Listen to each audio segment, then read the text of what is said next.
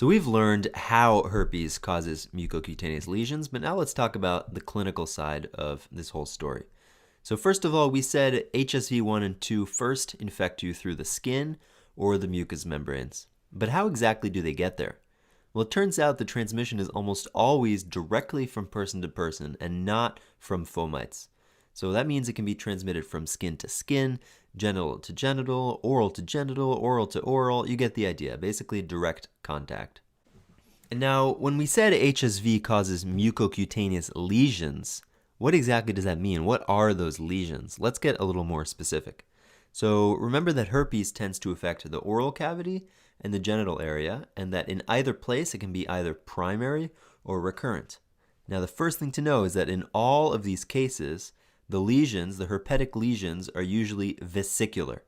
And vesicles are small raised lesions that are filled with clear fluid. And they can unroof or rupture, in which case they ulcerate. So as you can imagine, that can be quite painful. Now, getting a little more specific, let's talk about each of the four scenarios. So let's start with oral recurrent infection, because that's what most people are familiar with.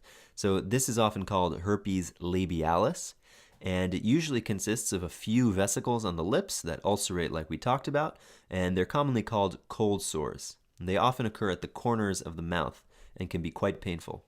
So then what about primary oral infection?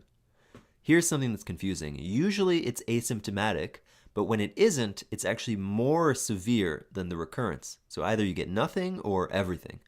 And in kids, if it's symptomatic, it presents as gingivostomatitis.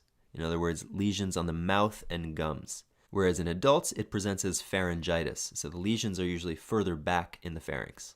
In both kids and adults, it's usually associated with systemic symptoms like fever, malaise, headache. Now, most of the time, oral herpes is acquired early in life, whereas genital herpes is acquired later in life. And primary and recurrent genital herpes follow the same pattern as the oral infections, meaning that the primary infection can be asymptomatic or severe with systemic symptoms, while the recurrences are less severe. Now, we're not going to give special names like herpes labialis or gingivostomatitis, but one thing you should know is genital herpes tends to reactivate very frequently following primary infection, whereas reactivation is less common after primary oral herpes like gingivostomatitis. Now, with oral herpes and genital herpes, once you're infected, you're always infected. But the good news is, usually over time, there will be fewer and fewer recurrences. The bad news is, although transmission is most likely to occur when someone has an active lesion that you can see, you can actually have reactivation without lesions, in which case you can get asymptomatic shedding of the virus. So that means you don't have to have an apparent active lesion to be infectious.